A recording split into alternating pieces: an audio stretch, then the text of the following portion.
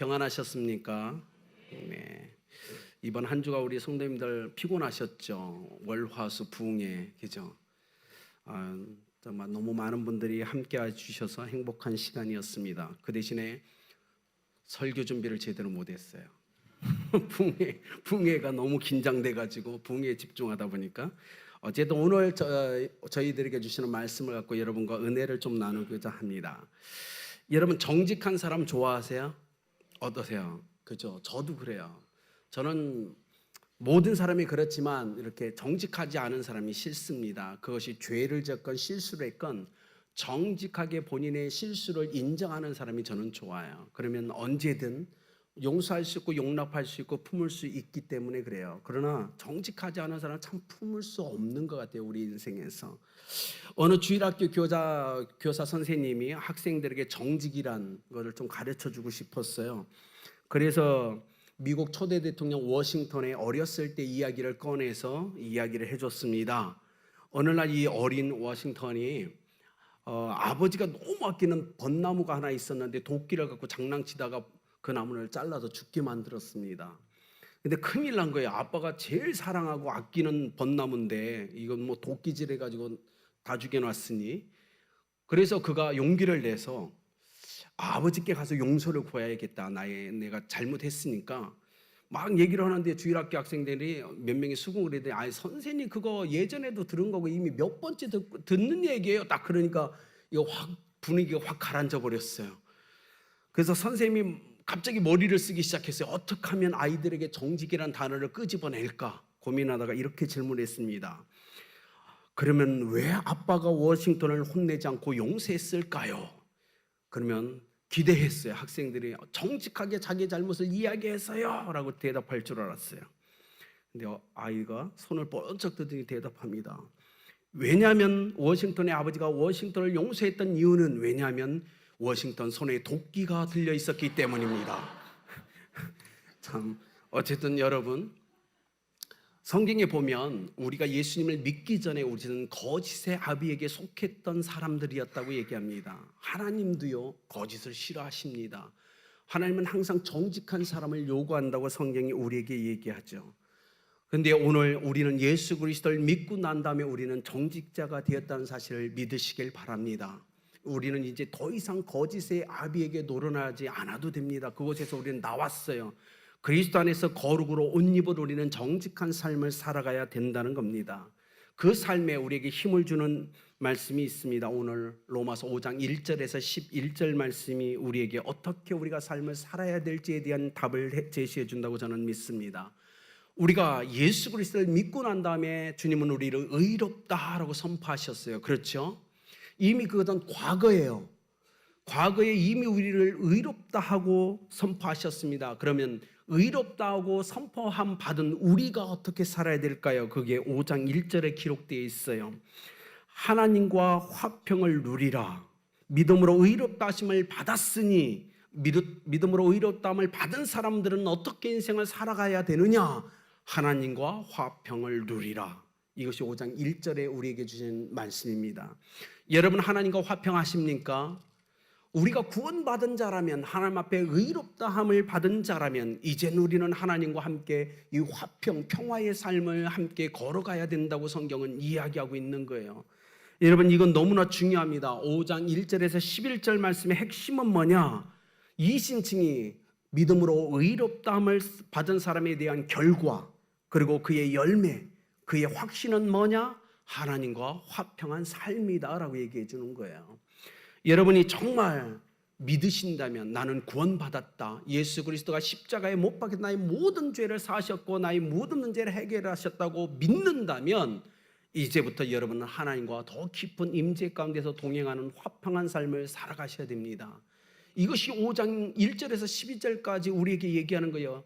여러분 믿습니까? 여러분 구원받았습니까? 하나님의 자녀가 되었습니까? 그렇다면 하나님과 화평하십시오.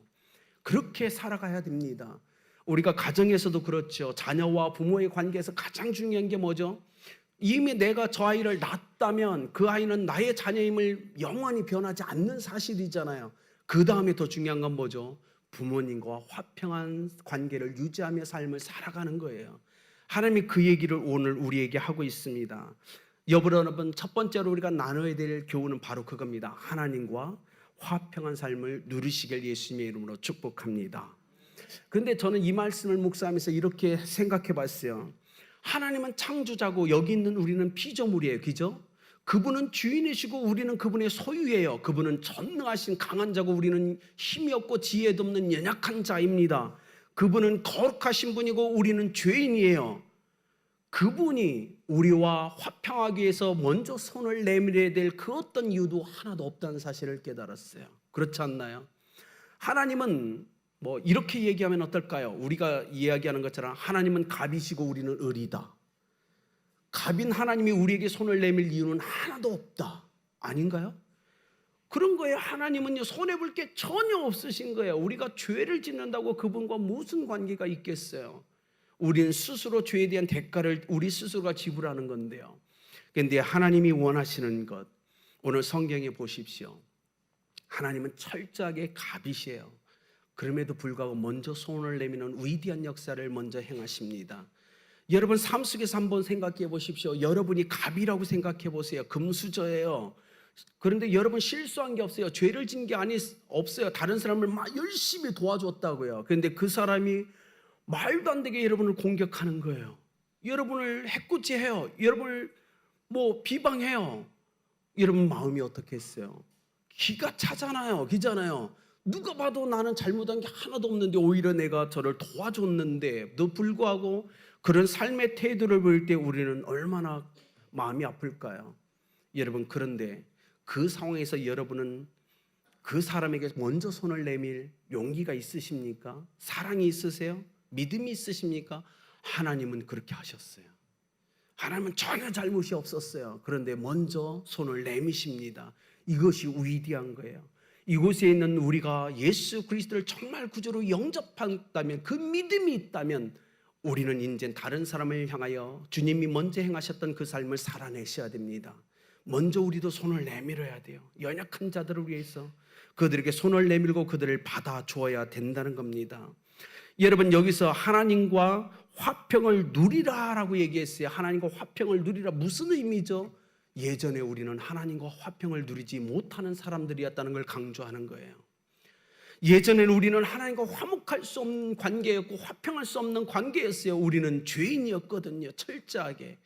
그래서 오늘 바울이 이렇게 얘기합니다. 너희가 예수 그리스도로 말미암아 구원을 받았고 거룩한 자라 칭함을 받았다면 이제는 하나님과 화평을 누리라. 이것이 우리의 인생에 살아가는 삶의 놀라운 축복이 됨을 믿으시길 바랍니다. 여러분, 법에는요, 저는 법을 전공하지 않았어요. 법에는 일사부재리의 원칙이 있다고 얘기합니다. 아마 법을 아시는 분들 있죠.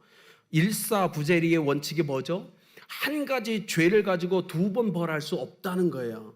한 가지 죄를 갖고는 한 번에 벌을 줄 수 있지만 두 번 줄 수는 없다는 거예요. 한 번의 대가를 지불했기 때문에 일사부재리의 원칙.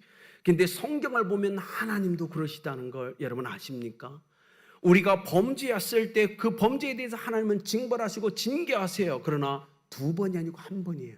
하나님은 그걸 철저하게 지키십니다. 놀라운 건 우리의 죄 때문에 예수 그리스도께서 십자가에 못 박혀 죽으셨어요. 그렇죠? 한 번의 대가를 완전하게 지불하셨어요. 그렇기 때문에 더 이상 주님은 두 번 그 죄 때문에, 동일한 죄 때문에 우리를 벌하지 않으심을 믿으시길 바랍니다. 하나님에게도 일사부재리의 원칙을 철저하게 하나님은 지켜내십니다.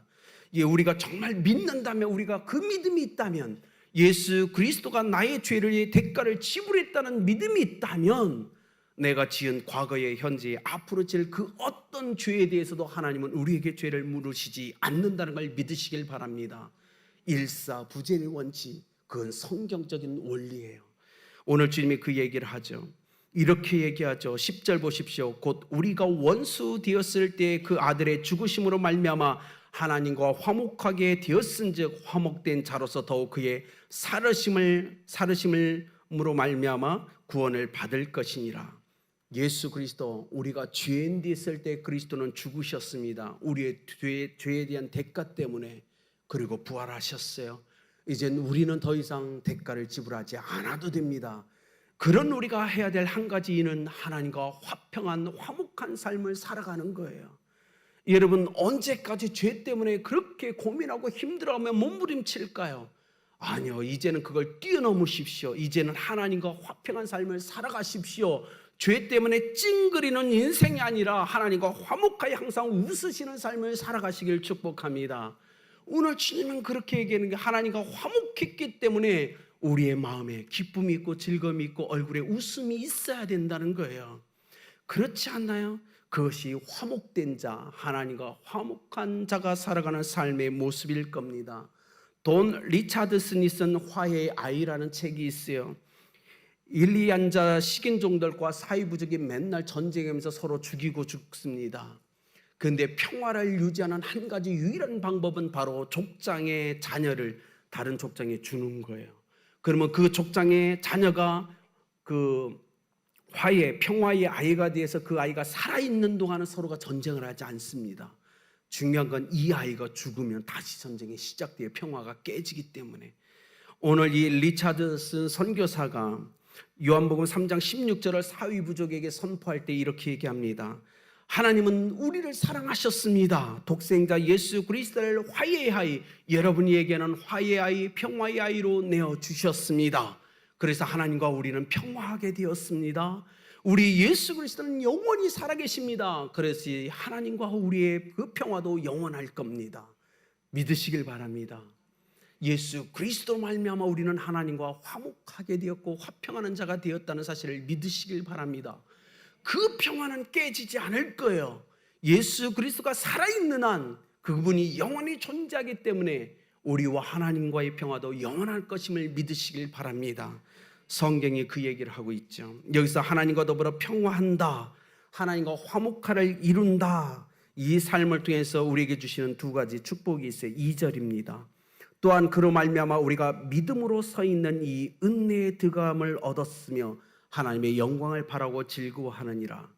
믿음으로 말미암아 서 있는 은혜를 받았대요. 하나님 앞에 설 수 있는 은혜, 그리고 그 은혜 가운데 하나는 은혜에 들어갈 수 있는 은혜를 받았대요. 여러분, 예수 그리스도를 믿으십니까? 그렇다면 여러분은 이미 구원 받았습니다. 그렇다면 여러분에게 이 놀라운 축복, 하나님과 화목된 그 놀라운 축복을 받았는데 그 의미는 뭐냐면 하나님 앞에 들어가서 하나님 앞에 설 수 있는 것, 그것이 은혜라고 얘기합니다.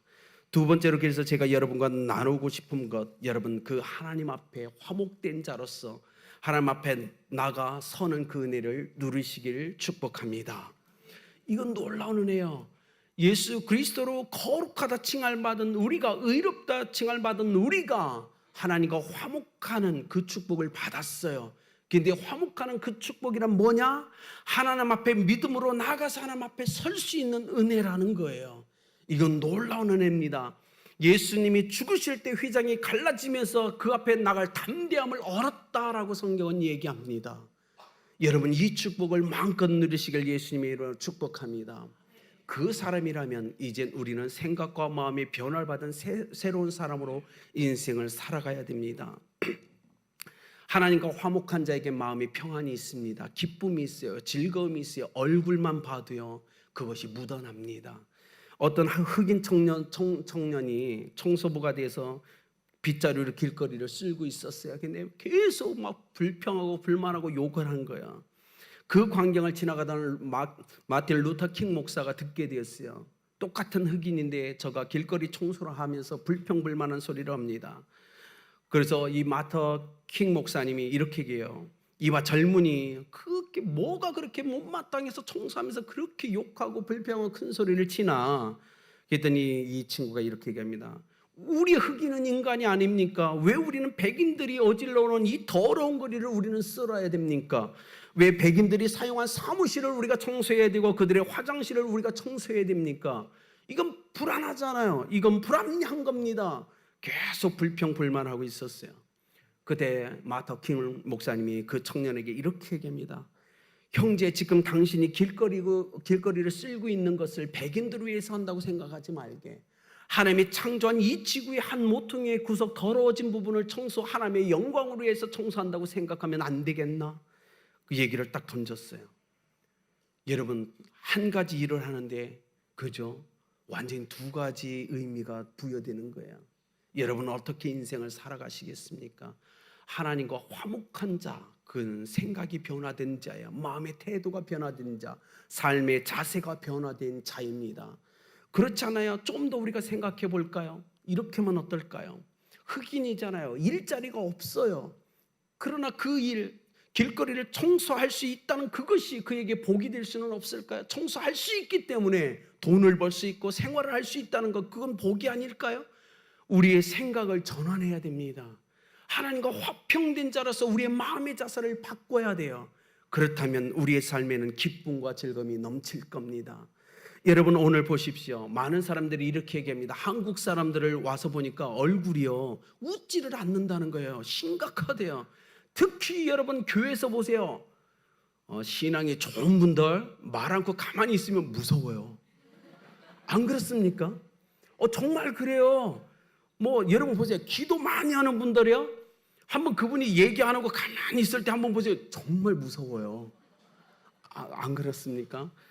근데 어떤 분이 그 얘기를 듣고 이렇게 얘기했대요. 왜 그러냐면 한국 사람들은 십자가 예수님만 묵상하다 보니까 항상 경건해서 그러다 보니까 얼굴이 무섭게 변했다고. 그러나 여러분 기억하십시오. 예수님은 부활하셨습니다. 우리가 십자가에 앞에 설 때 경건할 수 있어요. 그렇죠? 그러나 한 가지를 더 기억해야죠. 예수님은 부활하셨어요. 웃어야 됩니다. 하나님과 화목된 자라서 우리의 마음에 기쁨과 즐거움이 있어야 된다고요. 이제는 주 십자가 앞에 설 때는 경건하게 서십시오. 그러나 일어나서 삶을 살아갈 때는 부활하신 예수 그리스도와 함께 기쁘게 살아가십시오. 화평하게 살아가시는 것, 그것이 하나님과 화목하는 자의 삶의 태도인 것입니다.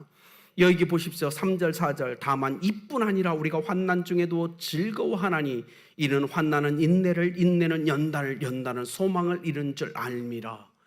환난이라는 게 원어적으로 얘기하면 그 유래가 어떻게 되는지 아십니까? 이 말이에요. 환난은 어떤 것 밑에 머물다라는 의미가 있어요. 환난이라는 뜻이 어디에 머물다라는 뜻이 있어요. 이 뜻은 이렇게 사용됐습니다. 우리 다 살림하시죠? 가정주부님 집에 착즙기 있으세요? 착즙기가 뭔지 모르시는 분들, 네, 인터넷 아줌마한테 물어보면 자세하게 설명해 주는데, 예전에 오렌지 같은 걸 딱 놓고 위에서 프레스 같은 걸로 꾹 누르잖아요. 그러면 밑에 즙이 쭉 나오죠. 이게 착즙기인데 환란이라는 단어를 사용할 때 그렇게 사용했어요. 크리스찬과 넌크리스찬을 착즙기에 딱 놓고 하나님이 환란이라는 걸 통해서 쫙 눌러버리니까 두 가지 반응이 나오는데, 믿지 않는 사람은 불평불만이 나와요. 왜 내 인생은 이 모양 이 꼴이고 이렇게 고난이 나한테만 오고 이런 나오고, 크리스찬 구원받아서 하나님과 화목한 사람을 딱 놓고 딱 환란으로 확 누르면 감사가 나온다는 거예요. 감사의 향기가 나와요. 왜 감사하냐면 첫째, 이 환란을 통해서, 이 고통을 통해서 하나님이 나를 만져서서 그리스도의 형상의 아름다운 모습으로 나를 만들어 간다라는 그 비전, 믿음이 있기 때문에 감사가 나오고, 두 번째 환란을 통해서 뭐냐면 하나님이 우리를 만나 주신다라는, 그 어려움 속에서 우리가 하나님을 만날 수 있다라는 것, 그렇기 때문에 감사가 나온다는 거예요. 그래서 그리스도인의 고난과 환란은요 우리에게 있어서 세상의 향기가 될 수 있는 거예요. 쫙 고통스러운데 그 압력이 가질 때 아픔과 고통이 분명히 있어요. 그죠? 넌크리스찬에게도 있고 우리에게도 있어요. 근데 결과가 달라요. 우리는 감사해요. 하나님과 화목하니까 마음의 기쁨, 감사, 즐거움이 나오고, 그러니까 삶을 더 향기롭게 만드는 그 힘이 그리스도인들에겐 있다는 것입니다. 사랑하는 여러분, 오늘 예수 그리스도 안에서 이 삶을 살아가시길 바랍니다. 마음이 힘들고 어려우시죠? 네, 기도하세요. 그리고 하나님께 다 쏟아부으세요. 어느 정도냐면 저는 다윗이 이해가 안 됐어요. 솔직히 말하면 구약성경의 다윗 시편을 여러분 다 읽어보셨죠? 살벌하게 기도해요. 그죠? 안 그런가요? 하나님, 사람 앞에서가 아니고 하나님 앞에서 기도하는데, 하나님 저놈 죽여주세요, 저놈 천벌 받을 막 이런 고백을 엄청 해요. 다윗이 기도를 한번 보세요. 그런데 사람 앞에서 하는 게 아니고 하나님 앞에서 했어요.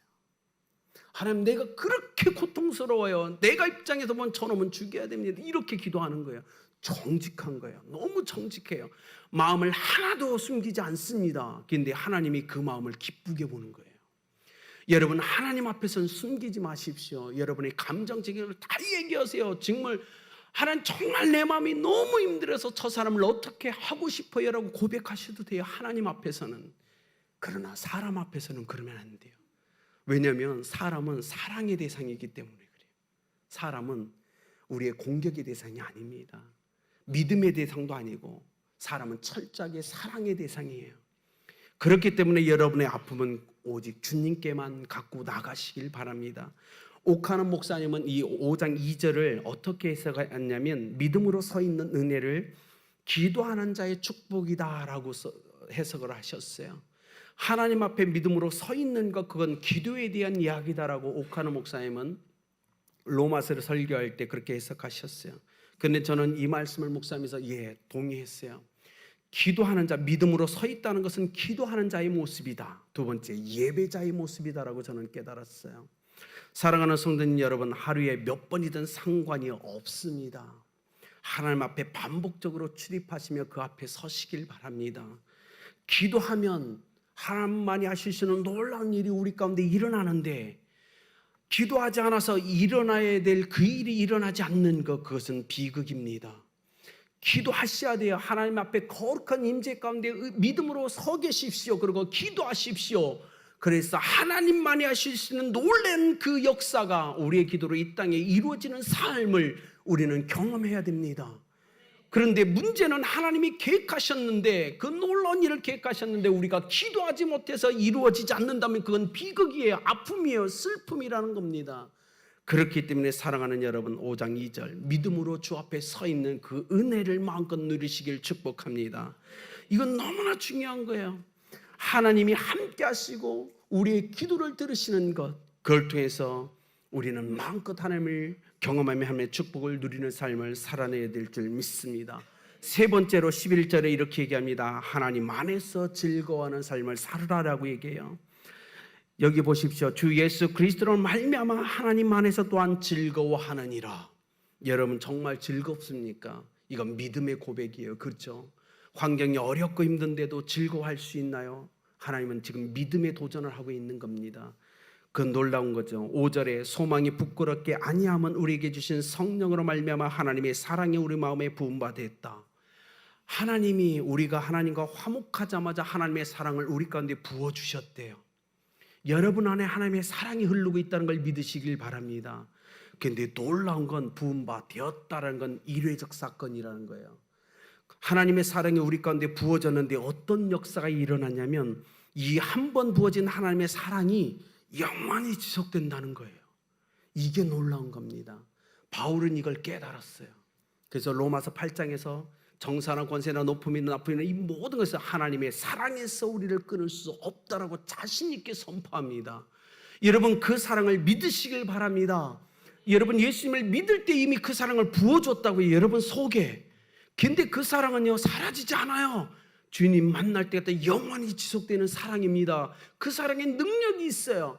그래서 우리가 정말로 예수 그리스도를 믿는 사람이라면 우리의 원수도 사랑할 수 있습니다. 그 능력이 우리 안에 있어요. 그걸 여러분이 사용하지 않을 뿐이에요. 찾아내십시오. 꺼내십시오. 그리고 담대하게 사용하셔서 하나님 안에서 즐거워하는 삶을 살아가십시오. 그건 놀라운 축복입니다. 여러분 6절에 보십시오. 우리가 연약했을 때라고 얘기합니다. 우리가 형편없을 때, 그때 하나님이 우리에게 그 사랑을 부어주셨다라고 얘기하는 거예요. 즐거워할 수 있지 않을까요? 6절 후반전 경건하지 않을 때, 불경건했을 때 주님이 우리에게 그 사랑을 부어주었습니다. 그렇기 때문에 예수 그리스도 안에서 우리는 즐거워할 수 있지 않을까요, 여러분? 8절 우리가 죄인 되었을 때, 우리가 아직 죄인 되었을 때 그 사랑을 부어주었다라고 얘기합니다. 우리는 즐거워할 수 있어야 됩니다. 이건 놀라운 거예요.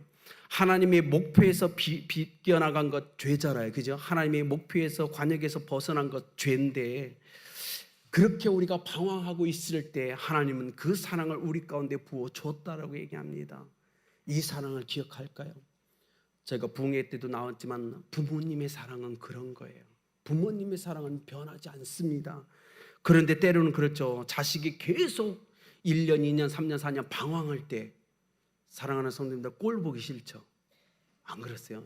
좀 정신을 좀 빨리 차리고 돌아왔으면 좋겠는데, 그러나 기억하십시오. 우리가 방황하고 있을 때, 우리가 아직도 죄의 자리에 머물고 있을 때, 그때도 하나님은 우리에게 그 사랑을 부어주셨다는 사실을 믿으시길 바랍니다. 이건 놀라운 은혜죠. 여러분, 우리가 왜 환난 가운데서도 예수 그리스도로 말미암아 하나님 앞에서 즐거워할 수 있을까요? 아까 말씀드렸지만 두 가지입니다. 하나는 그걸 통해서 우리가 그리스도를 닮아갈 수 있기 때문에 즐거워할 수 있고, 두 번째는 그 고통 가운데 우리가 기도하면 우리가 하나님을 만날 수 있고 하나님을 경험할 수 있기 때문에 우리는 즐거워할 수 있다는 겁니다. 여러분, 어떤 사람이 병원에 갑자기 입원해서 큰 수술을 받았어요. 그리고 나왔는데 마취가 깨기 시작합니다. 고통이 몰려오는 거예요. 너무 고통스러웠어요. 깨자마자 소리치기 시작합니다. 막 욕하기 시작해요. 너무 아프니까, 마취가 사라지면서 아프니까 고함 치기 시작했어요. 근데 옆에 간호사가 그걸 가만히 보고 있었어요. 근데 너무 이게 오랜 시간 막 계속 소리치니까 간호사가 그에게 가서 이렇게 얘기합니다. 잠깐만 불평과 신음의 소리를 멈추십시오. 그리고 당신의 숨소리를 한번 들어보십시오. 그저 환자가 갑자기 너무 고통스럽게 참았어요. 숨쉬는 자기 숨소리를 듣고 있습니다. 그리고 그 간호사가 이렇게 얘기합니다. 당신의 숨소리가 들리십니까? 당신이 오늘 고통스럽다는 건 당신이 살아있다는 겁니다. 그것은 기쁨입니다. 만약에 수술이 잘못되어 당신이 죽었다면 당신은 이 고통을 느끼지 못했을 겁니다. 그러니까 불평하지 마십시오. 수많은 사람이 살기를 원했지만 죽었어요. 당신은 살아있잖아요. 고통을 느낄 수 있는 것이 축복임을 감사하셔야 됩니다. 여러분, 그렇지 않나요? 그리스도인에서 이 험한 세상, 죄악이 관영한 세상 걸어가는 거 힘들죠. 어렵죠. 고통스럽죠. 그렇죠. 그러나 여러분, 그 고통을 느낄 때 내가 살아있구나, 이것이 축복이구나라는 사실을 잊지 마시길 바랍니다. 그렇게 하나님과 화목한 자의 삶은 그런 거예요. 여러분, 입술에 불평과 불만이 아니에요. 감사합니다. 내가 곧 아파할 수 있다는 건, 이건 내가 살아있다는 것, 이것이 축복이구나라는 걸 믿으시길 바랍니다. 여러분, 다니엘을 보십시오. 75년의 정치 인생을 그가 걸어가는데요, 다니엘의 75년의 정치 인생 속에 6번의 왕이 바뀝니다. 그리고 나라가 2번이 바뀌어요. 여러분, 표면적으로 보면 누가 그들의 그 나라의 역사의 그 핵심에 있었냐면 바벨론의 느부갓네살이었고 바사 제국의 고레스였어요. 그들이 왕이었고 그들이 그 나라를 통치하는 것처럼 보였어요. 그런데 믿음의 눈에를 보면요, 그게 아니었어요. 역사의 주관 되신 하나님이 75년 동안 6번의 왕이 바뀔 때마다 가장 중심에서 누굴 통해서 역사하시면 다니엘을 통해서 역사하셨어요. 다니엘은 왕이 아니었어요. 그러나 75년의 인생, 6번의 왕이 바뀌고 나라가 2번 뒤집어질 때 그 나라를 실질적으로 이끌어갔던 건 다니엘이었다는 거예요. 이건 믿음의 역사임을 믿으시길 바랍니다. 여러분, 그리스도인은 그만큼 중요한 겁니다. 여러분이 그만큼 소중한 거예요. 하나님과 화목된 자, 그가 얼마나 큰 권세와 능력이 있다는 걸 기억하셔야 돼요. 표면적으로 문재인 대통령이 이 나라의 대통령이고 이 나라를 이끌어가는 것 같지만 아닙니다. 여러분, 그건 표면적 현상일 뿐이라고요. 실질적으로 모든 역사의 주관자는 하나님이심을 믿으시길 바랍니다. 그렇다면 하나님이 이 민족을 이끌어갈 때 그의 말에 순종할까요? 아닙니다. 하나님은 이 땅에 기도하는 사람들을 통하여 이 민족을 이끌어가고 있다는 사실을 분명하게 알으셔야 돼요. 문제는 왜 이 나라가 이 꼴이 되었을까요? 왜냐하면 우리가 깨닫지 못했고 이 민족을 위해 기도하지 못했기 때문에 그래요. 우리가 더 많은 시간 이 민족을 위해서 기도했어야 되는데 기도하지 못했기 때문에, 이건 우리의 실수고 우리의 잘못인 겁니다. 여러분, 80년대 90년대 우리 어머니들, 우리 할머니들, 할아버지들이 이 민족을 위해서 어마어마하게 기도했다고요. 그렇게 많이 위정자들에도 눈물 뿌려 기도하고 기도로 이 민족을 붙잡고 있었다고요. 우리는 어떻습니까? 우리의 기도, 이 민족을 위한 기도가 간절함이 있습니까? 우리는 회개해야 됩니다. 하나님과 화목된 자로서 이제는 우리가 이 민족을 위해 기도해야 돼요. 위정자들을 위해 기도해야 됩니다. 기억하십시오. 역사의 주관자는 하나님이시고 하나님은 우리의 기도를 통하여 이 민족을 이끌어 가신다는 사실을 믿으시길 바랍니다.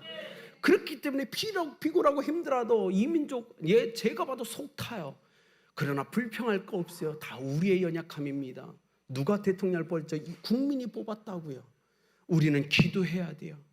우리가 기도해서 뽑았다면 저가 정확하게 하나님을 두려워하는 마음으로 이 민족을 이끌어가도록 기도하는 사명은 우리에게 있습니다. 사랑하는 여러분, 하나님과 화목된 자로서 그렇게 이 땅의 사람들과 이 민족과 화평한 여러분 되시길 예수님의 이름으로 축복합니다. 결론을 맺겠습니다. 여러분 예수 그리스도를 믿으시는 줄 저는 믿습니다. 여러분은 구원받았습니다. 여러분 하나님과 화목한 자임을 믿으시길 바랍니다.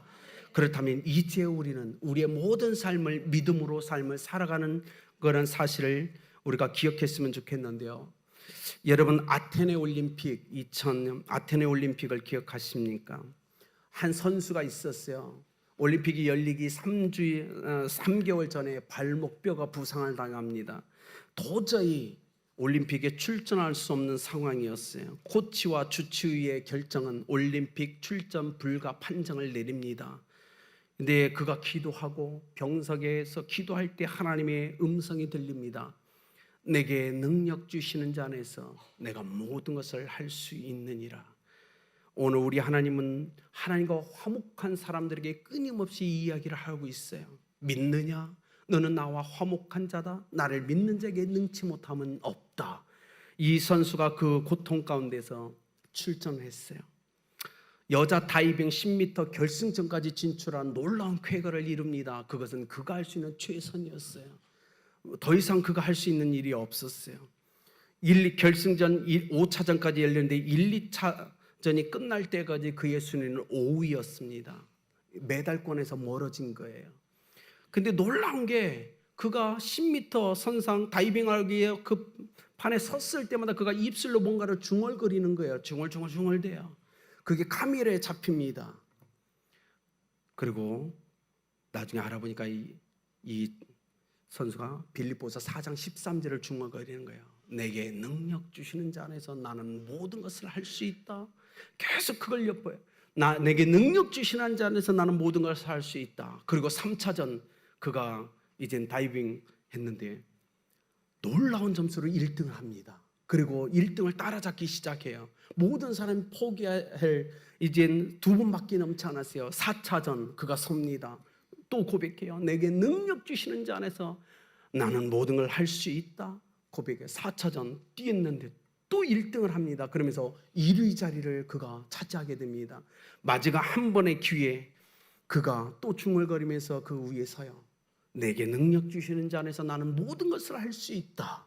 마지막 점프를 합니다. 그리고 그가 최고점을 갱신하면서 드디어 금메달을 목에 겁니다. 그게 미국 대표였던 로라 윌킨슨의 간증입니다. 그는 알았죠. 하나님을 믿는 사람에게는 능치 못함이 없다. 하나님과 화목된 자에게 능치 못할 일이 없다. 믿으시길 바랍니다. 근데 그는 거기에 멈추지 않았어요. 하나님의 은혜가 부어지니까 그 다음 시드니 올림픽에서도 금메달을 땁니다. 세계 선수권에서도 금메달을 따는 쾌거를 이룹니다. 그가 36년 만에 미국에 금메달을 안겨줘요. 여러분 예수 그리스도를 믿으시고 하나님을 믿으시고 화목된 자로 살아가는 성도님 여러분, 이 한 주간 어떻게 살아가시겠습니까? 하나님과 화목하십시오. 하나님을 찾으십시오. 그와 대화하세요. 그리고 선포하세요. 이 나와 화목된 하나님 안에서 내게 능치 못할 일은 없다. 그렇게 한 주간을 견뎌내시길 바랍니다. 그렇게 하나님을 경험해내시길 바랍니다. 하나님이 여러분을 그렇게 축복하여 주실 줄 믿습니다. 자, 제가 영상을 하나 잠깐 보겠습니다. 영상 준비됐나요? 네, 틀어주시길 바랍니다. Olympic gold medals awarded in this sport. Well, who would have thunk it? Laura said all along that if she did that